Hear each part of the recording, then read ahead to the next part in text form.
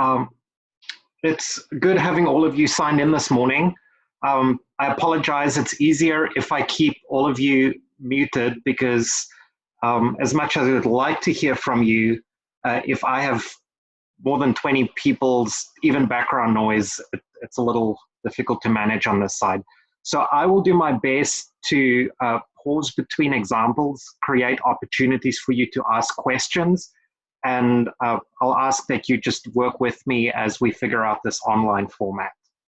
So I hope that most of you have had a chance to watch the video I posted yesterday.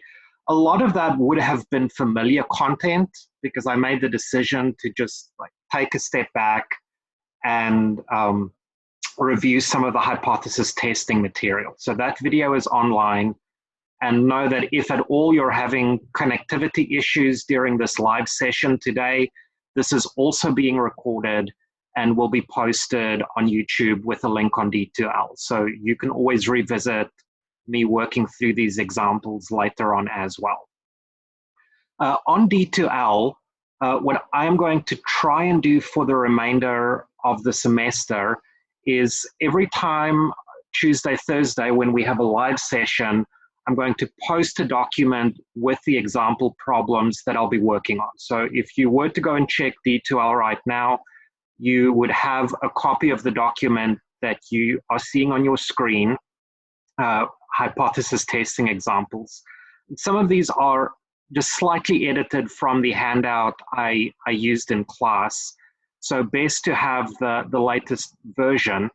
But to give you an idea of how I'm then doing the setup when we're working in class is I've created a separate document where each page has a single problem on it. This is where I'll be writing out solutions to these example problems. And this version of the document will also be available on D2L after the session, as soon as I can get the video formatted and uploaded. So let me know if you have any questions, but I think I'm going to jump right in here and get started on these examples. Okay, so the content we're looking at is hypothesis testing, specifically with reference to a population mean. So brief recap, we're in a situation where we have some belief about a population. Specifically, we believe that the population mean is equal to some specified value. We then go out and collect a sample from that population, and we want to verify using some statistically rigorous procedure whether the evidence we see in the sample is consistent with what we believe to be true in the population. So let's read through this first example, and then we'll do it step by step, the steps involved in hypothesis testing.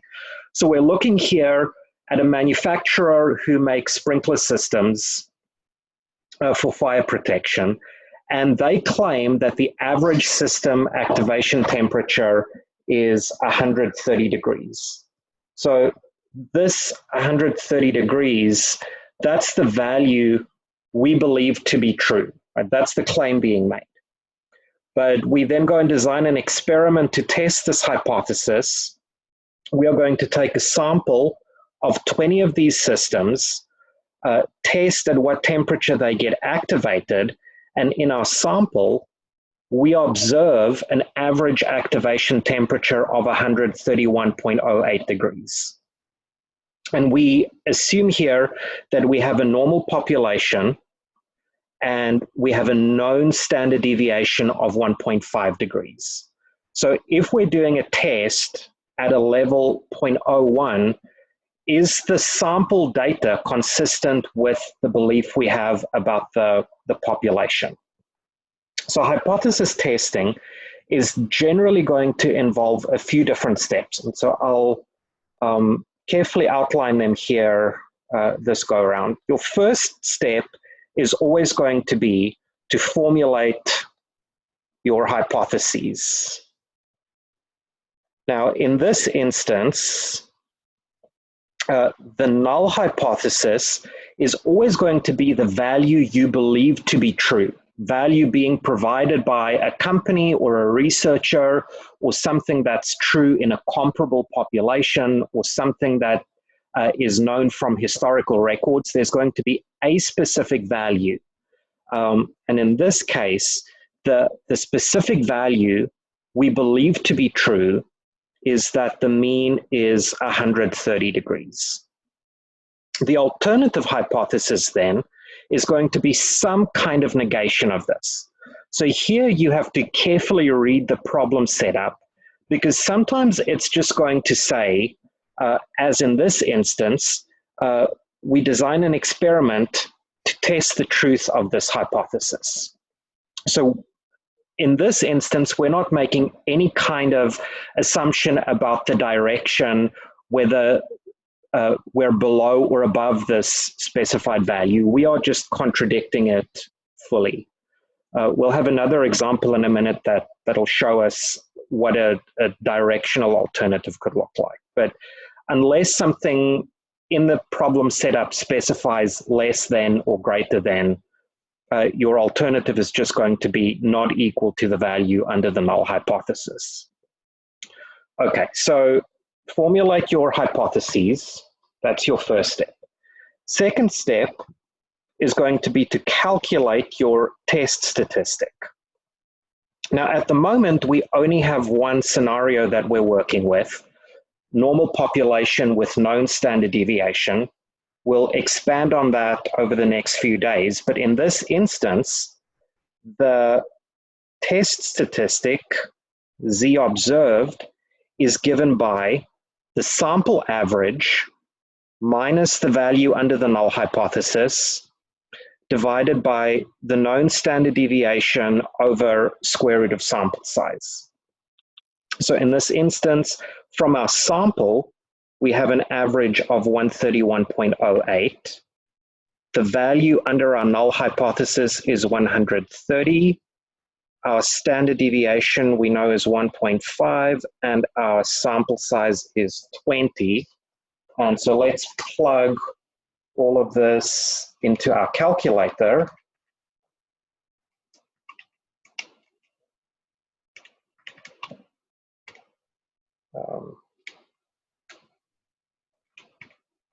And if you do that, or at least if I am doing that correctly, I get what I could round to 3.22. So there is our test statistic. Now, test statistic in isolation doesn't tell us a whole lot. Test statistic needs a rejection region to determine whether we are accepting or rejecting or not rejecting. Sorry. We usually say reject or not reject. So sorry for my verbal slip there. But we need a rejection region. And so our rejection region, the form of that is determined by the alternative hypothesis. Our alternative here is two-sided, right? We can be on either side of 130 and we would reject. And so that means the formula for our rejection region is any time the absolute value of Z observed is greater than or equal to Z of alpha over 2. So in this instance, we know alpha is 0.01. So alpha over 2 is 0.005. And so we want to calculate Z of 0.005. This is the inverse normal CDF at 0.995. So here you're just going to use your calculator, going to do inverse normal with area equal to 0.995. If your calculator needs a reference mu and sigma value, those should be 0 for mu and 1 for sigma. And if I enter this on my calculator,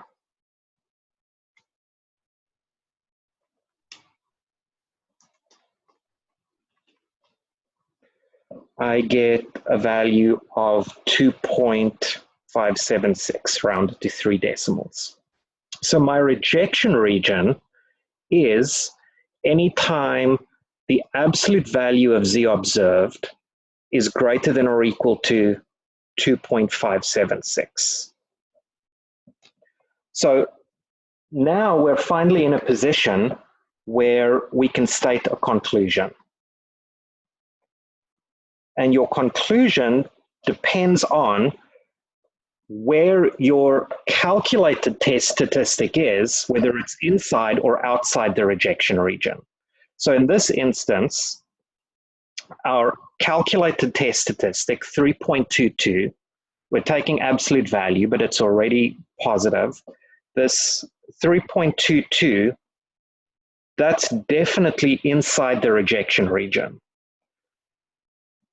In other words, inside the rejection region means we're going to reject the null hypothesis.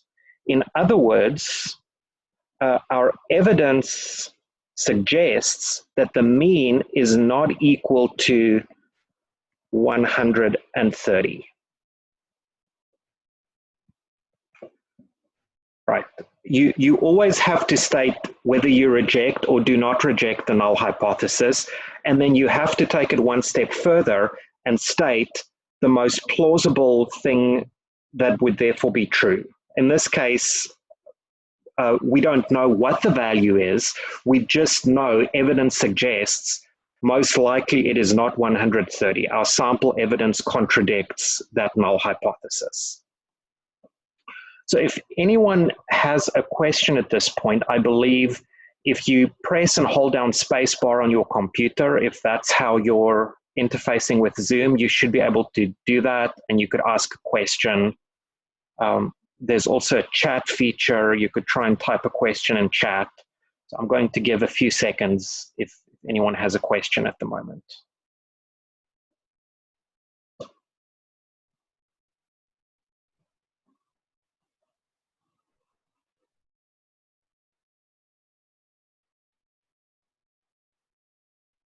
Okay, hearing no questions, let's move on because we have another example that is very similar. So another opportunity to go through all the steps of hypothesis testing. This time, we're looking at light bulbs. Specific type of light bulb is being advertised as having an average lifetime of 750. So that's the known reference value, right? That's the claim being put out there by the manufacturer. We want to determine whether the statement is true, and specifically, we want to determine whether the actual average lifetime is lower than the stated value. So in this instance, you should already assess by reading this question setup, our alternative is going to be directional. It's going to be a less than or a greater than statement. We take a sample of 50 bulbs, that's our sample size, and in the sample, we observe an average lifetime of 738.4 hours. Again, the scenario we're working with, we need normality, we need a known variance, and we're doing this test at the level alpha equal to 0.05. So let's go through our steps here. Formulate a null hypothesis. Well, the claim being put out there is that the mean is equal to 750. But this time, we specifically want to assess whether the mean is less than 750. That's our alternative here. So this time, it's a partial negation of the null hypothesis. Now, that does not change how the test statistic gets calculated. Test statistic always has the same formula. Sample average minus the value under the null hypothesis divided by sigma over square root of sample size. So in this instance, 738.4 minus 750 divided by, we need sigma, so that'll be the square root of 1600 divided by square root of sample size. And so if we do this whole calculation. So just punching numbers into my calculator here.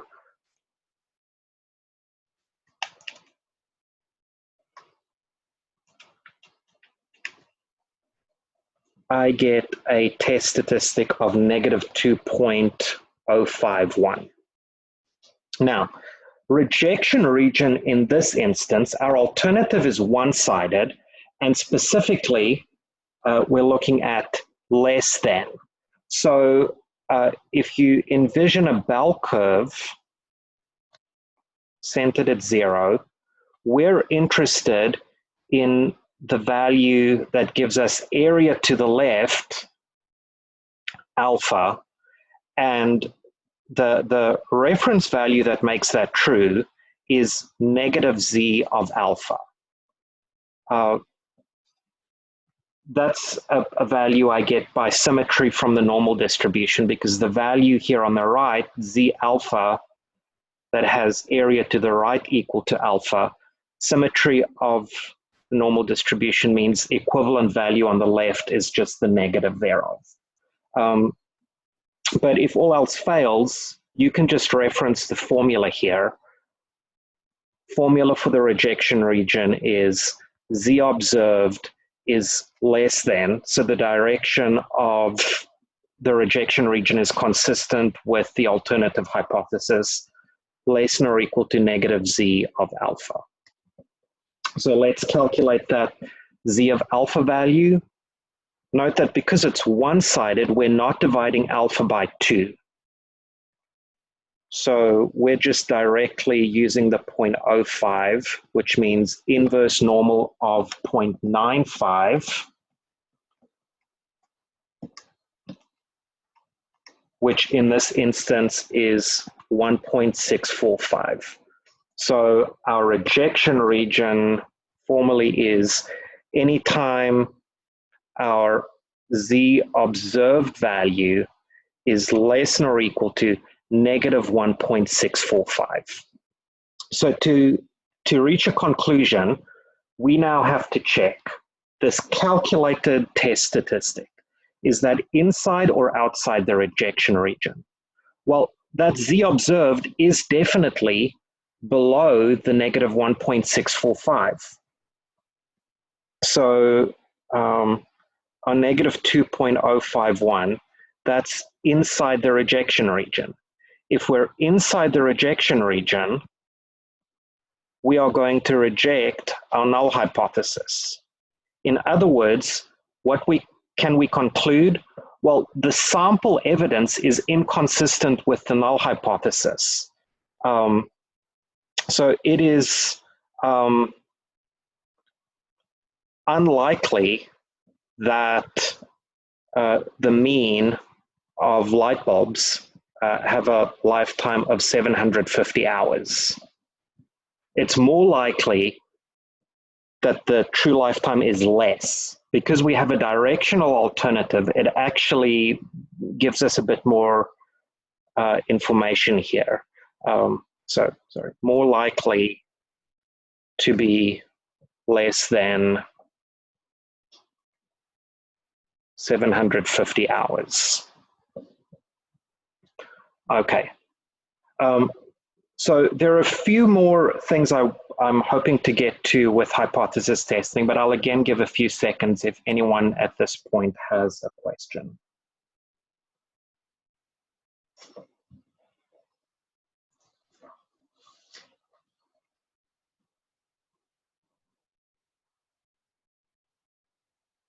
Okay, moving on. So let's go back to the first example. So where we're looking at these sprinkler systems that get activated. But this time we're not interested in reaching a conclusion.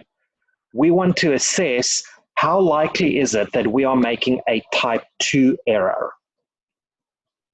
Now remember, type 2 error means we do not reject the null hypothesis when in fact it should be rejected. To calculate a type 2 error, we need to know what the specific value is under the alternative.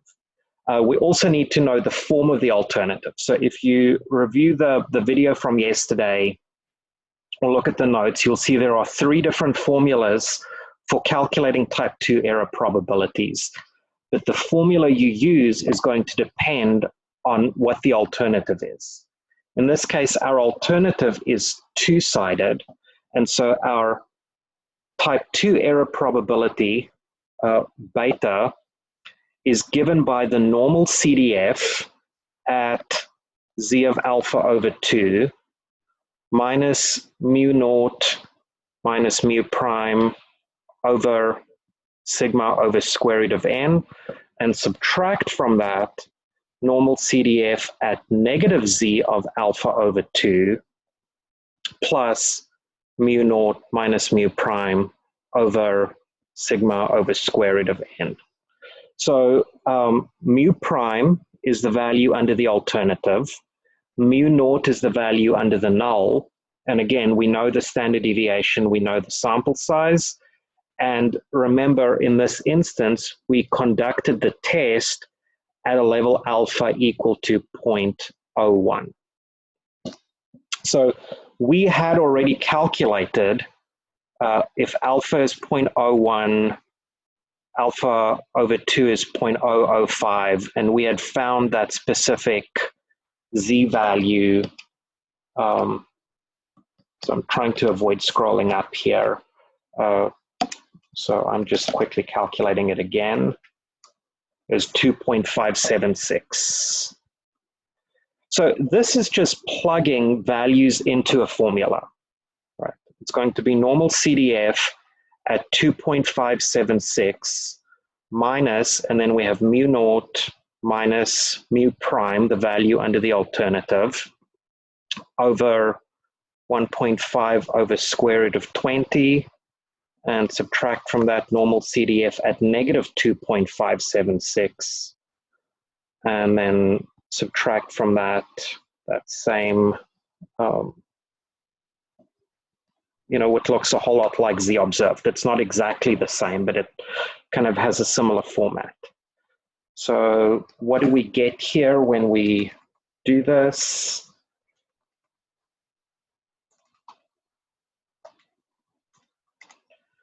And what I promise I will do next time, I thought it would work well to just punch everything in live on my calculator, but I think it may actually streamline things a little bit if next time I just do some of the calculations beforehand so that you don't have a long wait for me to type things in on my calculator. So I'll work on streamlining this a little bit next time. But in this instance, this first value, I'm getting 11.52, and Dr. Potgieter? Yes. The second equation, negative 2.576 minus that quantity. Oh, that should be above it says plus. Yeah. Thank you. And that should be a plus. Yeah, thank you for pointing that out.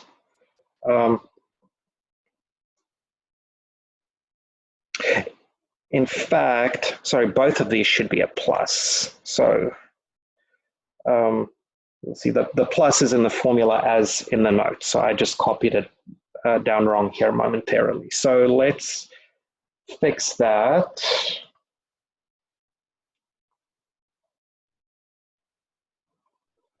So this actually ends up being negative 6.368, and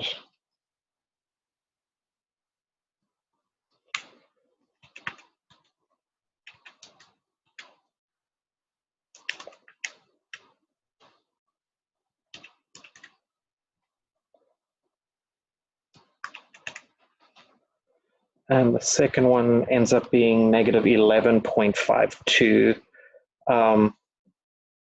And if you go and calculate this, I'm not even going to punch this into my calculator because this is to like a lot of decimals going to be 0. So the good thing is this specific experiment is set up if the true value under the alternative is 133.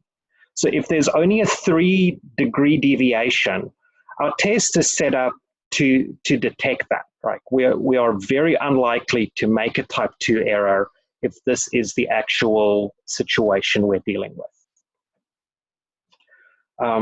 Let's do one more quick example looking at type 2 error. So revisiting the example looking at the lifetime of light bulbs. And this one, the alpha we were working with was 0.05, right? And so this time, because our alternative is that mu is less than 750, we now have a different formula for type 2 error. So in this case, type 2 error probability is given by 1 minus the normal CDF at negative z of alpha. Again, because it's one-sided, we don't divide the alpha by 2, but then we have the same addition of this ratio quantity, mu naught minus mu prime being the value under the alternative, over sigma over square root of n. So we had calculated this z of 0.05. That value was 1.645. And so we just fill all of these values into our formula and evaluate. So negative 1.645 plus we now have 750 minus 730, the value under the alternative, over square root of 1600 over square root of 50. And so let's see what that gives us.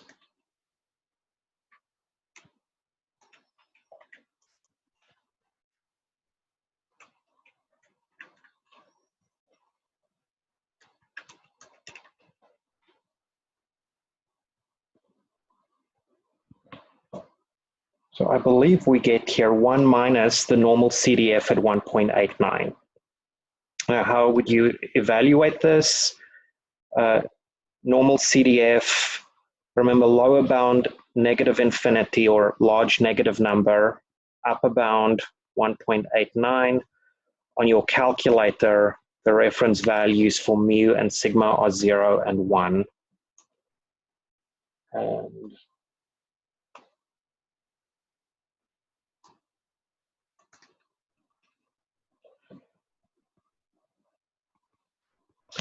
so in this case,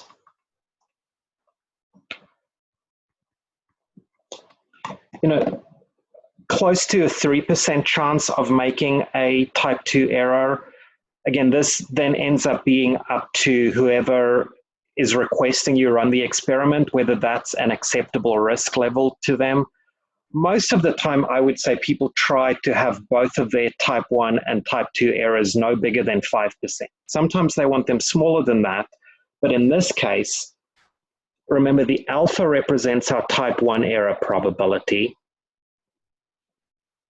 So we specified that for the experiment, and for this specification, we then have a type 2 error probability of 0.029. So that's fairly small here. That's so this, I would say, is probably a well-designed experiment, low type 1 and type 2 error probabilities. So one more thing I want to illustrate today, and that is we can flip the question around and we can start by specifying the type 1 and type 2 error probabilities. So specify an alpha in this case of 0.05, specify a beta of 0.01, and then ask what sample size do we need to achieve this given outcome. So here, just two formulas for sample size, depending on whether it's a one or a two-sided alternative. Two-sided alternative, as in 8.8, means your sample size formula is going to be sigma times z of alpha over 2 plus z of beta over mu naught minus mu prime squared. Easy enough to implement. All you have to do is calculate z of alpha over 2 and z of beta. And so let's check on those. So alpha in this case is 0.05. So alpha over 2 is 0.025. So our reference value here, inverse normal at 0.975,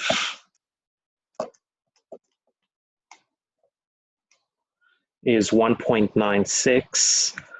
Now we need to do the same thing for beta. Just keep track, regardless of whether it's a one or a two-sided alternative, that only affects alpha.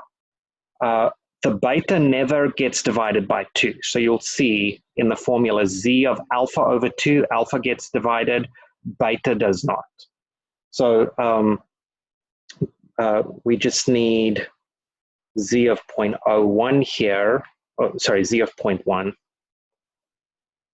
So inverse normal at 0.9. And what that gives us here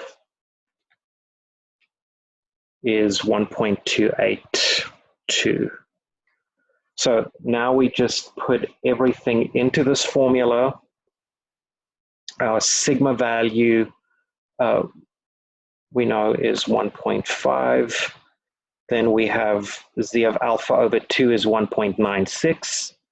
Z of beta is 1.282. We have, under the null hypothesis, mu naught is 130. Under the alternative, it's 131. That's our mu prime, and then we have to square all of this. So let's evaluate.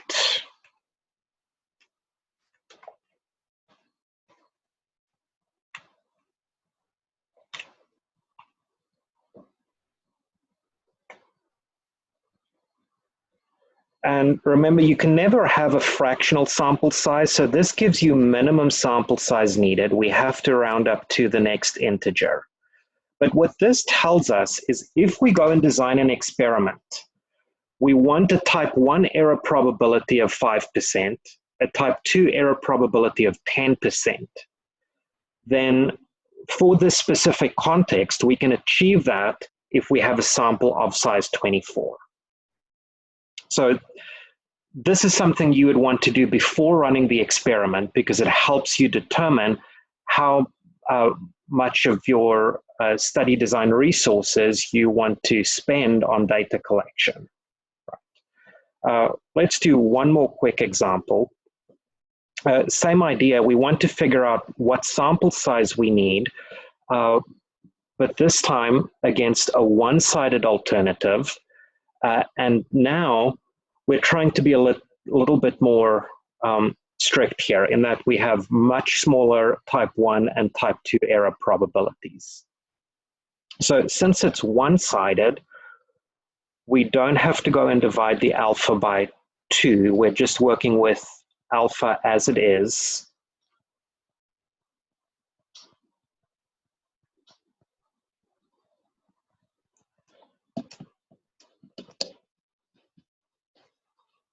So our z of alpha value is going to be 3.09. Beta is 0.005. So the reference value there, inverse normal at 0.995. That's 2.576. So we have what we need. Now sample size formula. It looks almost exactly the same, except we're only working with z of alpha, not z of alpha over 2. So always just carefully check your alternative because that will determine which variation of the formula you use. So in this case, sigma is square root of 1600, and then we have 3.09 and 2.576. In this instance, mu naught is 750. Value under the alternative we're considering here is 725. And finally, so we square all of that. Up here, I put my square in the wrong position. So let's quickly plug this into our formula.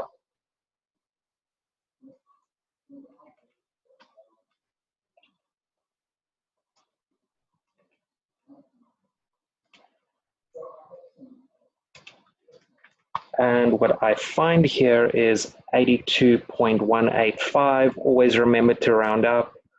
So in this instance, if we want these much smaller type 1 and type 2 error probabilities, we would need a sample of at least size 83 to achieve that. Okay, so I am going to wrap up here for today. Check back later on D2L today. I still need to finalize the first homework assignment, but it'll be problems similar to what we just did in this live session. And there will be one set with some worked examples for you to additionally look at. And then I've decided, just to make sure everyone has enough time to be working on everything, I'm not going to be expecting this first homework due on Thursday. I'll set a time on Friday for you to submit. But please get in touch. I'll be sure to put clear instructions for homework submission on the homework assignment itself. But remember, I'm going offline in a minute here, but I do have office hours where I'll be available on the same Zoom link. I believe it's 1 to 1:30. I need to go check that, but I think that's what I communicated to all of you. So if you have any questions, please check back then. And thank you, all of you, for being here today. So I will talk to you again soon.